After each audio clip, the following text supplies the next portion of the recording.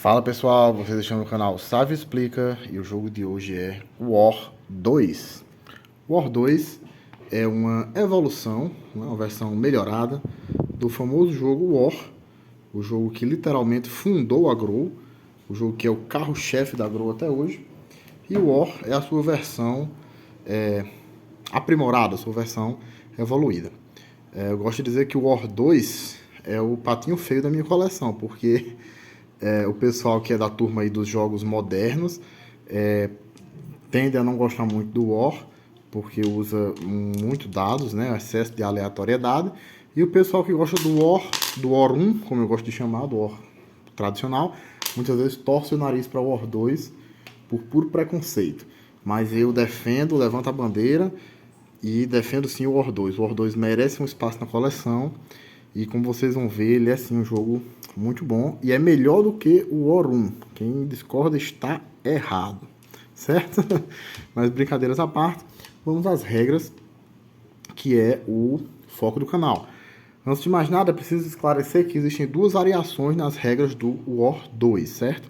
A gente tem as regras originais e as regras atuais. Basicamente, houve duas mudanças com relação da regra antiga para a regra nova, né? Da regra original para a regra atual. Eu particularmente considero que uma dessas duas mudanças foi para melhor, foi positiva, e outra nem tanto, outra foi negativa. Então, assim, no vídeo eu vou explicar as duas variantes e vocês sintam-se à vontade para usar uma, a outra ou uma combinação das duas. Inclusive, eu vou sugerir como é que eu particularmente faço, certo? Para começar a jogar, cada jogador vai receber aqui as suas pecinhas, né? As famosas caixinhas com as peças. Dá para jogar o War de 3 a 6 jogadores. Nós vamos simular aqui uma partida com 4, certo? E aí já entra a primeira variante, a primeira diferença da regra antiga para a regra nova, certo? Na regra nova, na regra atual, a primeira coisa que se deve fazer é sortear os objetivos, certo? Sortear os objetivos. Na regra original, esse sorteio era feito em um outro momento, que mais tarde eu explico que momento é esse. Essa foi a mudança que eu considerei positiva, certo? Eu achei bastante interessante você sortear o objetivo logo no começo, porque ajuda a encurtar o jogo. E vocês sabem que o War é um jogo longo por natureza. Então, tudo que ajuda a encurtar é bem-vindo. Então, se você seguir a regra atual, a primeira coisa a fazer é pegar as cartas de objetivo. Existem alguns objetivos que mandam destruir um determinado exército. Veja, por exemplo, se o objetivo é destruir totalmente os exércitos pretos, por exemplo. Caso você não esteja jogando com os 6 exércitos, né, com as 6 cores, com os 6 jogadores, você deve procurar aqui quais são os objetivos que mandam destruir os exércitos que não estão em jogo e deve remover eles previamente. No nosso caso aqui, o objetivo que manda destruir os exércitos brancos e os exércitos pretos, certo? Você remove previamente. Os demais são embaralhados e sorteados. Cada jogador puxa o seu. E as demais cartas são guardadas, né? As demais cartas de objetivo. Você não vai mais precisar delas pelo resto do jogo. Cada jogador irá ver o seu objetivo e mantê-lo oculto durante toda a partida, certo? Você não deve mostrar o seu objetivo a ninguém. A próxima etapa, ou a primeira etapa, se você estiver jogando conforme a regra antiga, é que cada jogador vai lançar um dado e aquele que tirar o número maior vai ser o carteador. Isso mesmo, não vai ser o jogador inicial, vai ser o carteador. O carteador tem algumas funções na preparação do jogo, como vocês verão. Para começo de conversa, o carteador irá pegar as 12 cartas de centros estratégicos. São essas cartas que mostram territórios que tem essa bolinha aqui, tanto tem na carta quanto tem no mapa. Se você prestar atenção, algumas cartas de centro estratégico, além do centro estratégico propriamente dito, mostram algum outro território vizinho, como esse aqui, por exemplo, que mostra a Alemanha, Polônia e Iugoslávia. Mas nesse momento inicial do jogo, desconsidere o território vizinho, você vai levar em consideração apenas o centro estratégico. Essas cartas são embaralhadas e o carteador vai distribuir em sentido horário, começando por si mesmo, certo? No caso aqui, como nós estamos simulando uma partida de 4 jogadores, cada jogador irá receber 3 cartas. Em 3 jogadores, cada um recebe 4. Em 4, cada um recebe 3. Em 6, cada um recebe 2. E em 5, como é que a gente faz? Já que né? 5 não dá para ser dividido, 12 não dá para ser dividido por 5 de maneira exata. Bem, nesse caso existe uma fórmula um pouco complicadinha para distribuir os centros estratégicos entre 5 jogadores, que é a seguinte: distribuir as cartas de centro estratégico, né? O carteador começará distribuindo normalmente 2 para cada jogador e no final vão sobrar 2 cartas, né? Em 5 jogadores. E aí, começando pelo próprio carteador, ele terá direito a escolher entre 2 opções, opção A ou opção B. A opção A é receber a carta de centro estratégico normalmente, receber, no caso, uma terceira carta de centro estratégico. Já já vocês vão entender para que elas servem. A opção B é escolher 2 territórios quaisquer à sua escolha, desde que não sejam centro estratégico, evidentemente, e que não estejam no mesmo continente, certo? Não podem estar no mesmo continente. 2 territórios quaisquer à sua escolha que não estejam no mesmo continente e colocar uma tropa em cada um. As tropas, né, são as famosas pecinhas do War, redondinhas aqui. Então, a opção A, receber normalmente uma terceira carta de centro estratégico. A opção B é colocar uma tropa em 2 territórios à sua escolha. Essa opção é feita em sentido horário por cada jogador, começando pelo próprio carteador. E considerando que só vão sobrar 2 cartas, quando 2 jogadores optarem pela opção A ou 3 jogadores optarem pela opção B, os jogadores restantes são obrigados a ficar com a opção que sobrou. Bom, toda essa explicação diz respeito a um jogo com 5 jogadores, né? O que não é o nosso caso aqui, estamos simulando uma partida para 4 jogadores. Bem, cada jogador, então, vai pegar as suas cartas de centro estratégico. Como eu disse, algumas cartas mostram outro território além do próprio centro estratégico, mas nesse momento você deve considerar apenas o centro estratégico e irá colocar 2 tropas em cada um. No meu caso aqui, jogador amarelo, eu colocaria 2 tropas no Brasil, 2 no Japão e 2 na Inglaterra. Bem, graças à magia da edição, nós temos aqui agora todos os centros estratégicos preenchidos, cada um com 2 tropas, certo? Então, os jogadores irão devolver as cartas de centro estratégico para o carteador. O carteador irá reuni-las ao baralho principal de cartas, do qual nós vamos falar melhor daqui a pouco, e embaralhá-las todas juntas. A partir de agora, as cartas de centro estratégico são consideradas, né, para todos os efeitos, como uma carta normal, que vocês já vão entender para que serve. Finalizada essa primeira fase da preparação, nós vamos agora para a distribuição dos territórios. Isso aqui, se você conhece o War 1, mas não conhece o War 2, é bom prestar atenção, porque é algo que é bem diferente do War 2 para o War 1, diferente para melhor, na minha opinião, certo? Primeiro, centro estratégico, né, que não existem no War 1, e segundo, essa forma de distribuição dos territórios no início da partida, que no meu entender é muito mais razoável. Funciona como? Começando pelo carteador, ele vai escolher qualquer território vazio, qualquer território que ainda não tenha nenhuma tropa, e simplesmente colocar uma tropa lá. O próximo jogador em sentido horário faz o mesmo, escolhe um território vazio, coloca uma tropa lá. O próximo jogador em sentido horário faz o mesmo. E assim o jogo vai girando, cada jogador sempre seguindo o sentido horário, colocando uma tropa em um território vazio, até que todos os territórios estejam ocupados. Novamente, graças à magia da edição, nós estamos aqui finalizando a fase de colocação das tropas. Os jogadores, né, começando pelo carteador, saíram distribuindo as suas tropas, sempre em territórios vazios, sempre uma tropa por território. E no final aqui, o último território que vai ser ocupado, cada jogador pode colocar no território que ele quiser, desde que esteja vazio. O último território que ia ser ocupado calhou de ser, veja, a Nova Guiné, pelo jogador azul,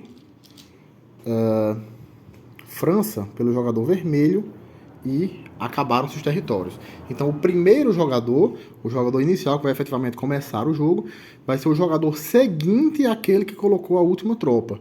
Ou seja, o jogador que colocaria a próxima tropa, caso ainda houvesse algum território disponível. E aí nós estamos prontos para efetivamente começar a jogar. E como é que se joga? O jogo é dividido em 4 fases, certo?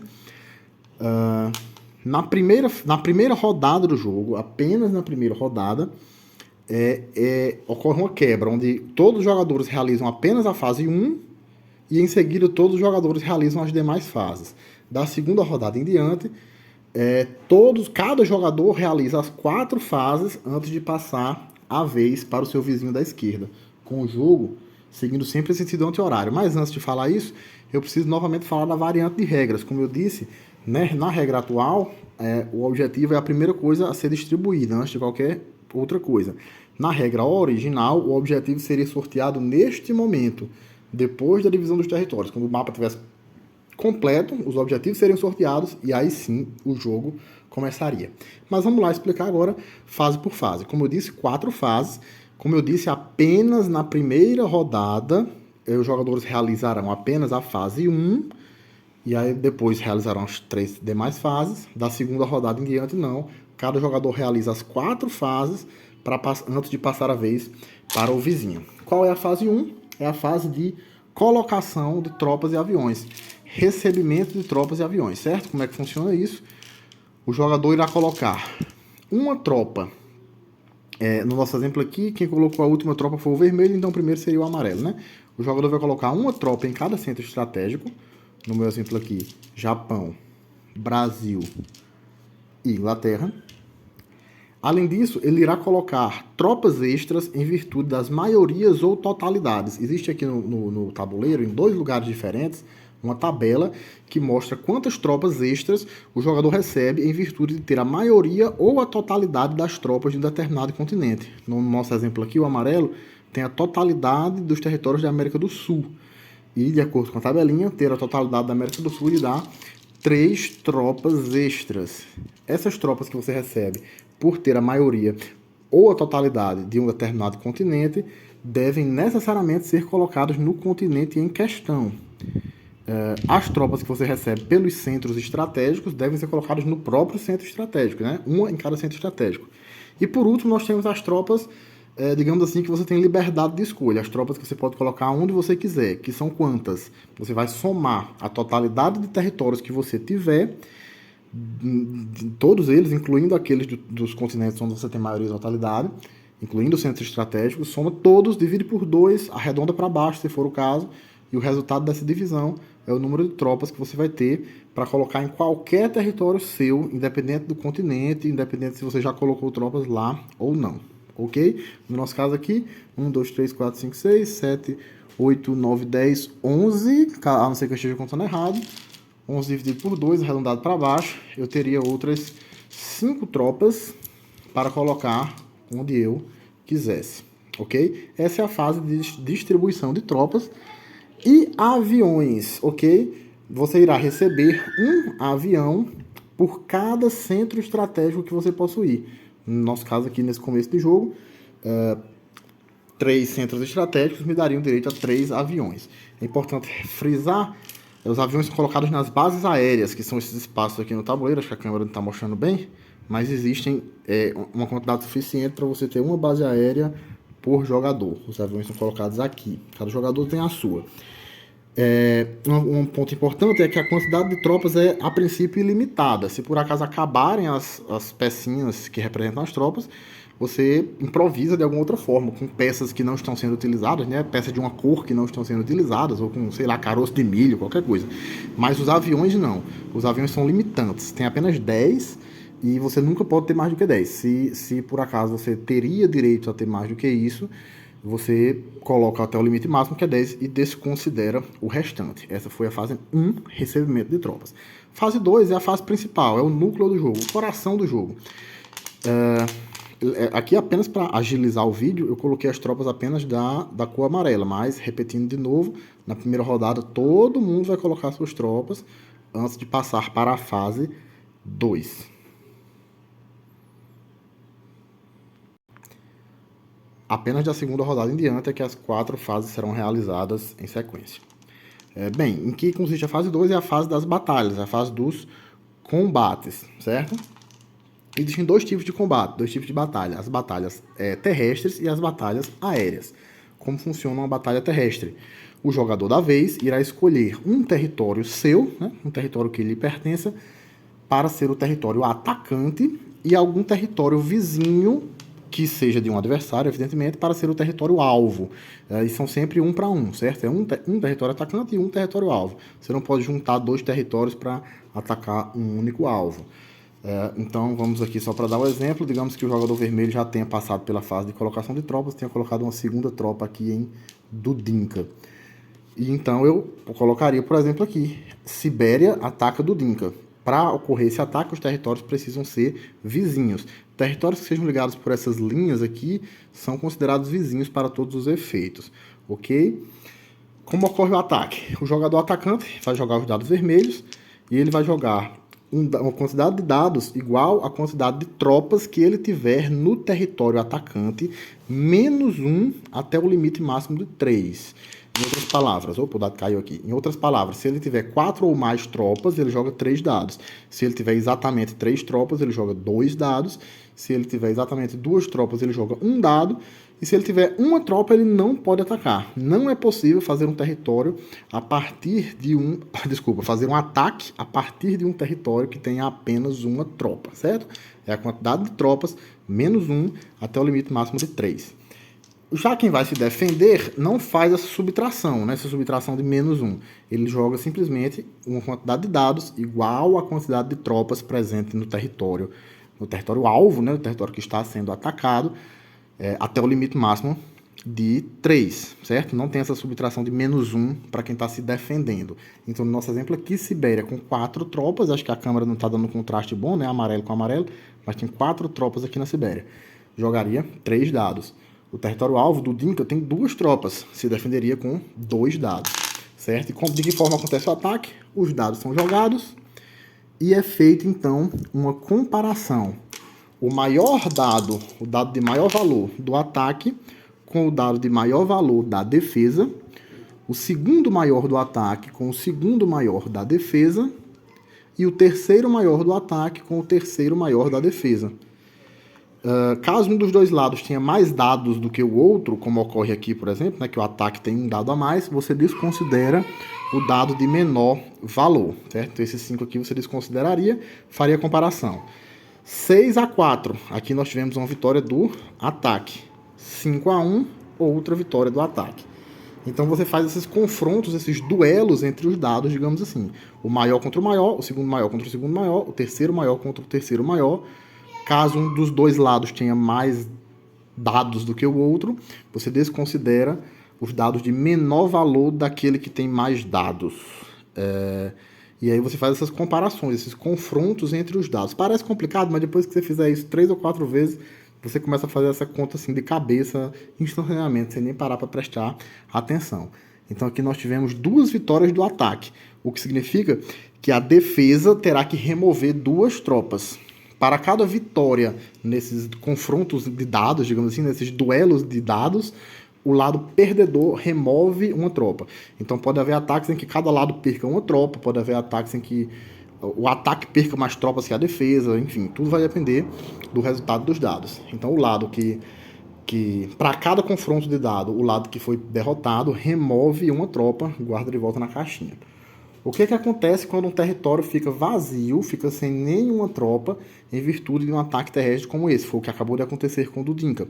Bem, o que acontece é que ocorre a conquista do território. Nesse caso, o jogador vencedor, né, o jogador que efetuou a conquista do território, irá mover do território conquistador para o território conquistado, digamos assim, uma quantidade de tropas. Ele deve mover, é obrigatório, de no mínimo 1, e no mínimo uma tropa e no máximo 3, respeitando, no entanto, a regra de ouro. Eu gosto de dizer que é a regra de ouro do jogo, que um território nunca pode ficar vazio. Então é uma lógica parecida com aquela dos dados, né?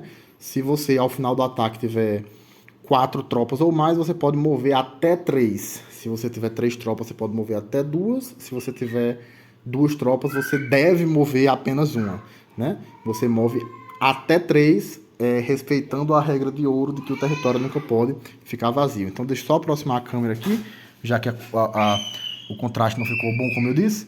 Então, ó, a Sibéria deve mover de 1 a 3 tropas para Dudinka. No meu caso aqui, digamos que eu queira mover 3, ok? Isso foi um ataque terrestre. Basicamente é isso.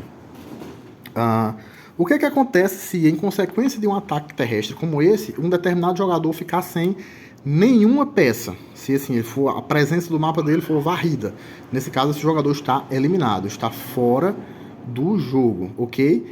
E, como vocês viram no começo, existem alguns objetivos que mandam derrotar um jogador de determinada cor. Então, no momento em que esse jogador é eliminado, caso o jogador que provocou a eliminação, né, o jogador que era o jogador atacante, né, que foi o responsável por eliminar aquele jogador, tenha como objetivo justamente o objetivo de eliminar aquela determinada cor, ele ganha o jogo. Caso não, o jogador está eliminado e o jogo continua sem ele. Ok? Isso tudo que eu acabei de explicar foi o ataque terrestre. Nós temos ainda os ataques aéreos, que são feitos usando os aviões. Como funciona o ataque aéreo? O jogador atacante irá escolher qual território ele pretende atacar e irá escolher quantos aviões ele irá mandar para o ataque. A quantidade de aviões é limitada à quantidade presente na sua base aérea. Digamos aqui que eu opte por fazer o ataque com todos os meus 3 aviões lá em Nova York. Aviões em Nova York, acho que ficou meio politicamente incorreto isso aí, mas tudo bem. Vamos lá. Então, eu escolho 3 aviões, escolho o alvo. O alvo pode ser qualquer território que tenha no mínimo 2 tropas. Qualquer território adversário, evidentemente, que tenha no mínimo 2 tropas. Não é possível fazer um ataque aéreo contra um território que tem uma tropa só. No entanto, não existe restrição de fronteira, nada. Pode ser qualquer território adversário.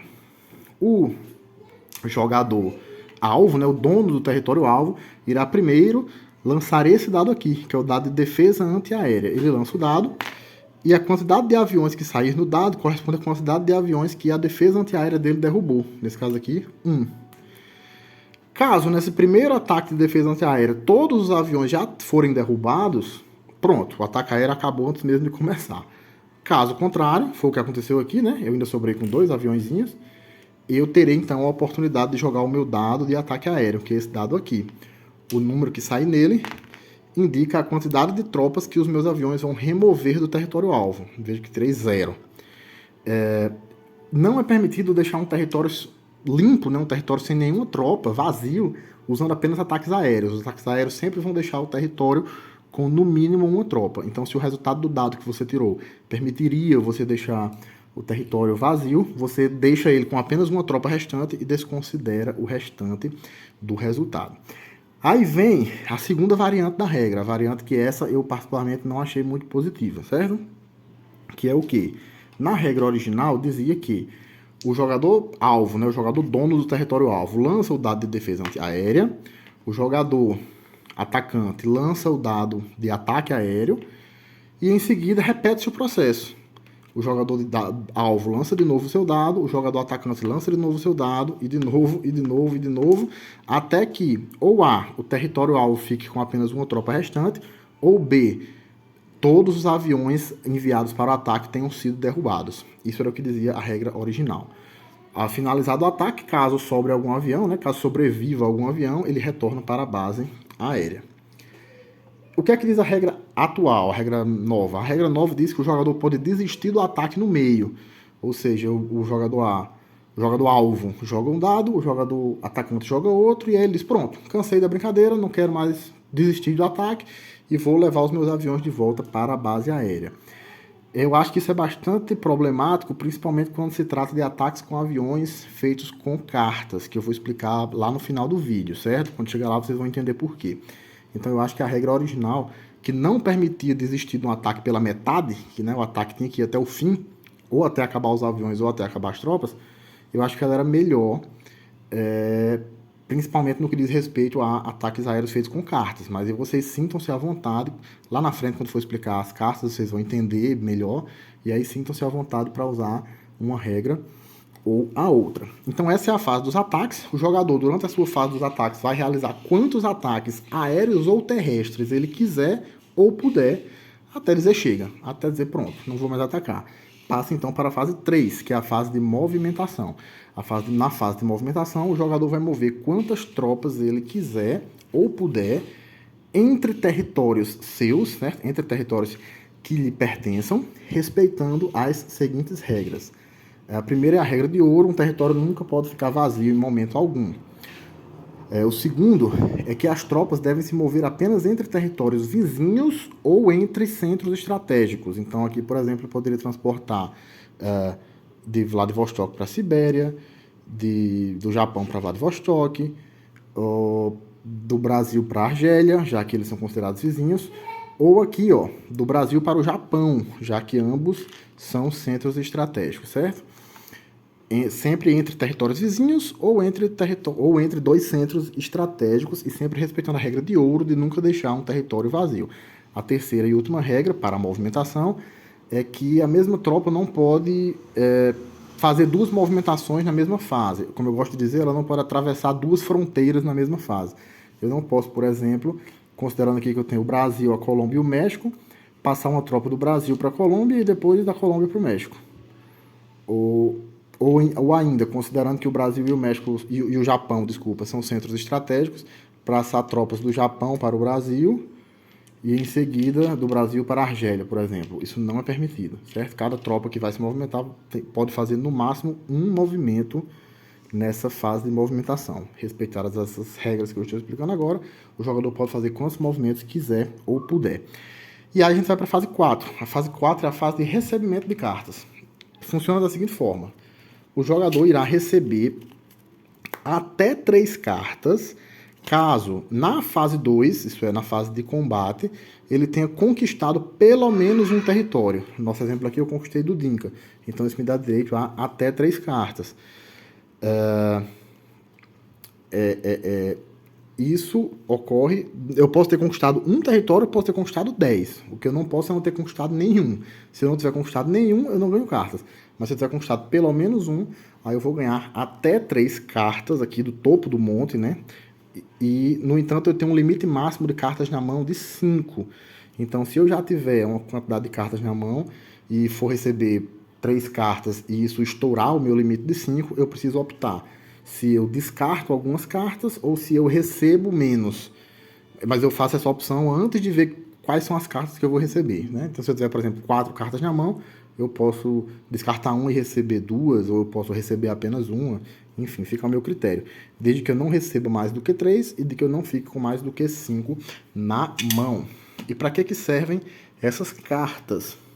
Para que servem essas cartas? Bom, existem 3 usos para as cartas. Existem 2 tipos de carta, cartas que mostram territórios e cartas que mostram números.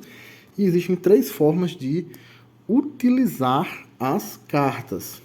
A primeira forma é para recebimento de tropas extras. Funciona da seguinte forma: você simplesmente baixa uma carta da sua mão e ganha uma tropa extra para colocar no território mostrado na carta. Algumas cartas mostram mais do que um território, algumas inclusive mostram um continente inteiro, mas você sempre vai escolher apenas um dos territórios mostrados na carta, certo? Para colocar uma tropa extra lá, desde que o território seja seu, evidentemente. Isso pode ser feito em qualquer fase do jogo, não necessariamente na fase de colocação de tropas. A segunda forma de usar uma carta é com territórios que não são seus, certo? Territórios que pertencem a um adversário, que é usar uma carta para adquirir aviões extras. Você baixa a carta e ganha um avião extra saído direto da sua caixinha, certo? Não vai sair da base aérea, sai direto da caixinha, e você vai usar esse avião extra para atacar um território mostrado ali na carta, certo? E para que servem as cartas de número? As cartas de número servem para potencializar esses 2 efeitos da carta de território que eu expliquei. Então, no efeito 1, colocar tropas extras. Digamos que esse território aqui de Chita pertence a mim. No caso, não pertence, mas vamos dizer que pertence agora, só para dar um exemplo. O território de Chita pertence a mim, eu baixo a carta de Chita, ganho uma tropa extra. Se além da carta de Chita eu baixar a carta 2, eu ganho mais 2 tropas extras, ou seja, 3 ao todo. Uma pela carta de território e mais 2 pela carta de número. E você pode jogar várias cartas de número ao mesmo tempo, certo? Se eu jogasse, por exemplo, aqui essas 3 cartas, eu ganharia 8 tropas para colocar lá em Chita. A mesma coisa vale para os aviões. Quando você usa a carta para aviões, você ganha um avião pela carta em si e ganha mais aviões pelas cartas de número. E é por isso que eu disse que no caso de ataques aéreos feitos com cartas, é muito interessante você usar a regra antiga, a regra original. Porque se você usar a regra nova, a regra que permite o jogador desistir do ataque no meio, isso se torna muito problemático, porque o jogador pode, por exemplo, jogar essas 3 cartas e aí ele ganha 8 aviões extras para atacar em Vancouver, por exemplo, joga o dado só uma vez, só para dizer que jogou, e diz, opa, desisto do ataque, leva os aviões de volta para a base aérea e logo em seguida usa esses aviões para atacar em outro local. Convenhamos que fica um pouco sem sentido, né? Se fosse para ser assim, não precisava nem da carta de território, bastava das cartas de número. Então, fica aqui apenas a sugestão. Como é que eu jogo?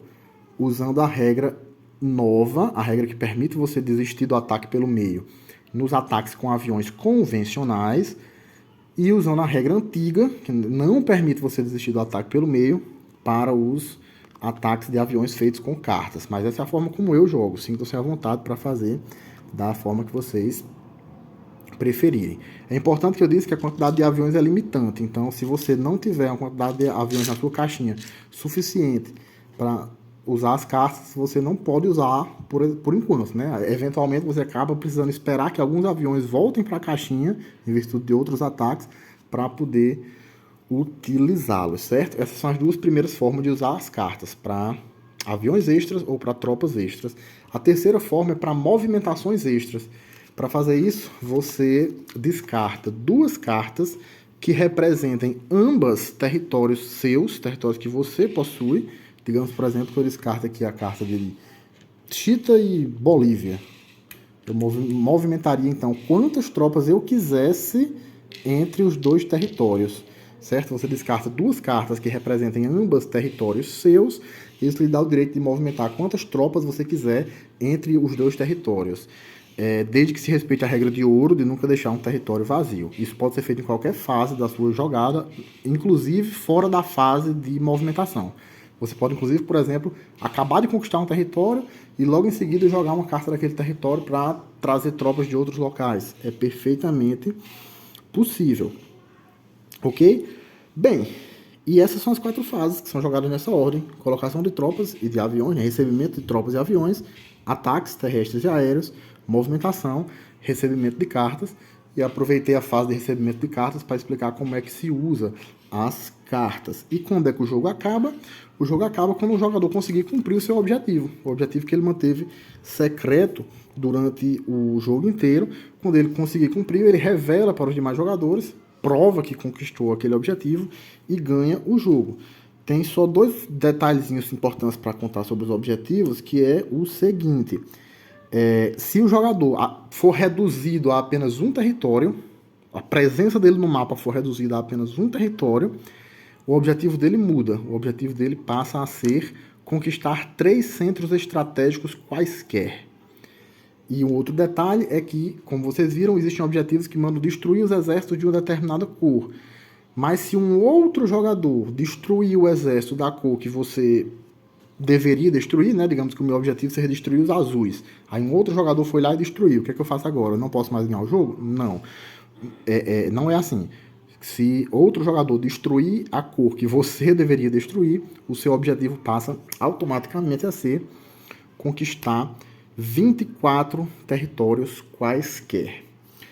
O que mais? Alguns detalhes que eu acho que eu esqueci de dizer pelo caminho. Um deles é que quando você destrói um adversário, né, quando você remove ele do mapa, se o seu objetivo for destruir ele, você ganha o jogo. Mas se o seu objetivo não for destruir ele, você ganha um prêmio também. Existe uma vantagem, que é receber todas as cartas dele. As cartinhas da mão que estavam com o adversário destruído passam para você. Você recebe elas e você pode usá-las imediatamente. Contanto que ao final da sua jogada você respeite o limite de 5. Então, digamos, você já tinha 3 na sua mão e recebeu mais 4 do adversário que você destruiu. Você fica com 7. Então você pode utilizá-las imediatamente, 1, 2, 3, enfim, quando você quiser, desde que no final da rodada você fique com 5 na mão. Respeite o seu limite de 5 cartas na mão. Ok? Então, esse foi o jogo War 2. Acho que é o jogo mais antigo que eu tenho na minha coleção. Um jogo que eu já jogava muito antes mesmo de entrar de cabeça no hobby dos jogos de tabuleiro, né, dos tempos de infância e adolescência. Esse foi o nosso jogo da semana. Joguem War 2. Oi, Mariana, dê um olá pro pessoal. Joguem War 2. Se gostaram do vídeo, Se inscreva no canal, ative as notificações, deixe sua curtida, deixe seu comentário e até o próximo jogo.